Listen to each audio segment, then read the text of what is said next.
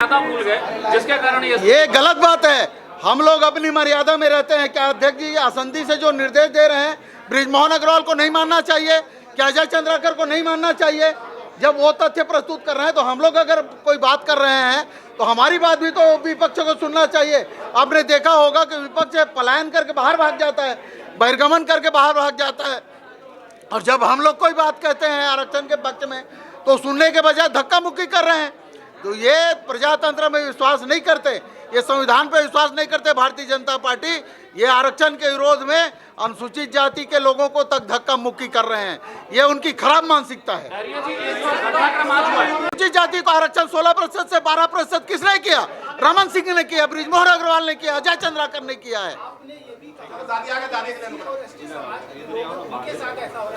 निश्चित रूप से भारतीय जनता पार्टी अनुसूचित जाति, जनजाति और पिछड़े वर्गों के विरोधी है, इसलिए वो सदन में तक आरक्षण का विरोध करते हुए अनुसूचित जाति के लोगों के खिलाफ धक्का मुक्की तक कर रहे हैं। डहरिया जी व्यक्तिगत रूप से थाने जा सकते हैं क्या?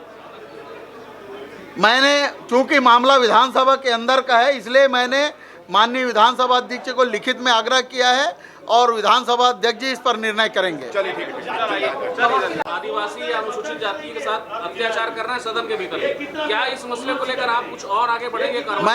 मैंने इस संबंध में माननीय अध्यक्ष जी को निवेदन पत्र दिया है कि जिन लोग विधानसभा के अंदर धक्का मुक्की कर रहे हैं, गाली गलौज कर रहे हैं, गुंडागर्दी कर रहे हैं, उसके खिलाफ सख्त से सख्त कार्रवाई की जाए। मैंने माननीय अध्यक्ष जी को व्यक्तिगत तौर पर आपकी तरफ से भी कोई शिकायत बाहर सदन के बाहर भी की जाएगी क्या?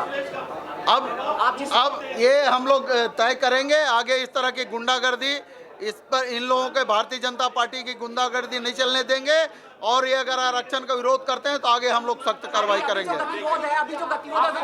निश्चित रूप से देखिए, आज अनुसूचित जाति, जनजाति, पिछड़े वर्ग और ईडब्ल्यूएस के आरक्षण के संबंध में संशोधन विधेयक लाया जा रहा है। लगातार भारतीय जनता पार्टी के लोग, बृजमोहन अग्रवाल जी, अजय चंद्राकर जी, धर्मजीत, ये हमारे शिवरतन शर्मा, इन लोग लगातार 1.5 घंटे से आरक्षण का विरोध कर रहे थे। और जब अध्यक्ष जी ने कहा कि इस पर चर्चा की जाए तो वो चर्चा से भाग रहे थे। और जब मैं उन लोग आरक्षण के विरोध में इतना उतर आए हैं कि मैं वहाँ उस तरफ जा रहा था तो भारतीय जनता पार्टी के नेता लोग, अजय चंद्राकर ने और बाकी लोगों ने मुझसे धक्का मुक्की की। तो ये आरक्षण के विरोध करने वाले लोग इस स्तर पे उतर आए हैं कि वो आज धक्का मुक्की भी करने लग गए हैं।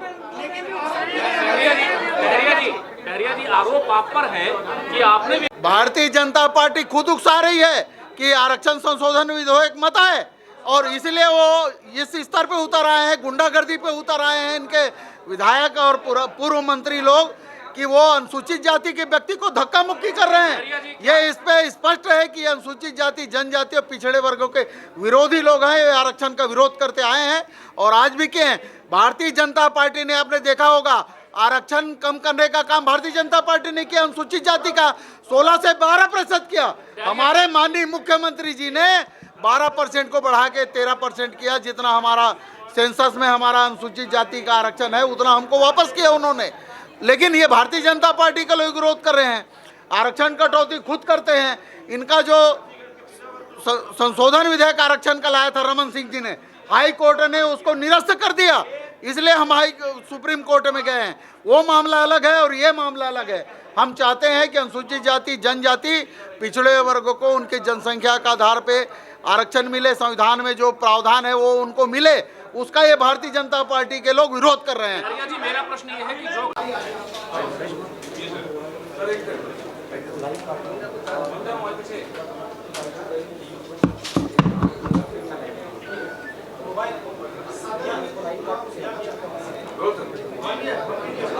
सदन के अंदर देखिए, ये सदन लेजिस्लेटिव असेंबली है, पर यह दुर्भाग्यजनक स्थिति है कि लेजिस्लेशन पर जब हम चर्चा करते हैं तो सत्ता पक्ष के विधायक नहीं, मंत्री डिस्टर्ब करते हैं।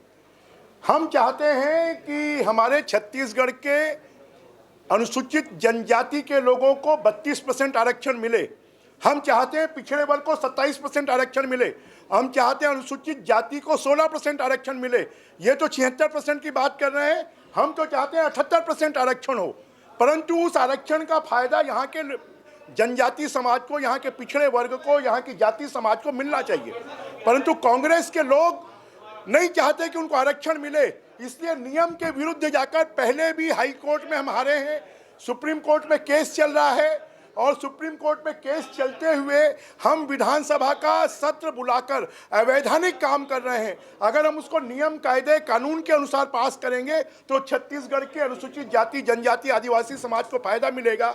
जैसा आप लोगों ने देखा है कि अनुसूचित पिछड़े वर्ग के आरक्षण को कम करने के लिए जो व्यक्ति गया उसको कबीर सोच पीठ का अध्यक्ष बना दिया गया, जो आदिवासियों के आरक्षण को कम करने के लिए गया उसको अनुसूचित जाति आयोग का अध्यक्ष बना दिया गया।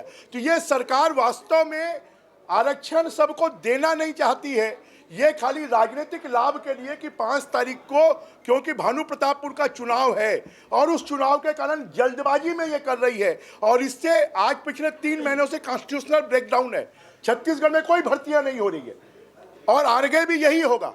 जब हम कानूनी तरीके से किसी विधेयक को पारित नहीं करेंगे तो फिर आरक्षण का फायदा नहीं मिलेगा और अनुसूचित जाति जनजाति पिछड़ा वर्ग सबके साथ में धोखाधड़ी या विश्वासघात करने का काम कोई कर रहा है तो ये छत्तीसगढ़ की सरकार कर रही है, भूपेश बघेल जी कर रहे हैं। हम अवैधानिक कृत्य को रोकना चाहते हैं और वास्तविक रूप से अनुसूचित जनजाति को 32%, पिछड़े वर्ग को 27% और अनुसूचित जाति को 16% आरक्षण मिले, इसके लिए हम नियम के तहत लाना चाहते हैं।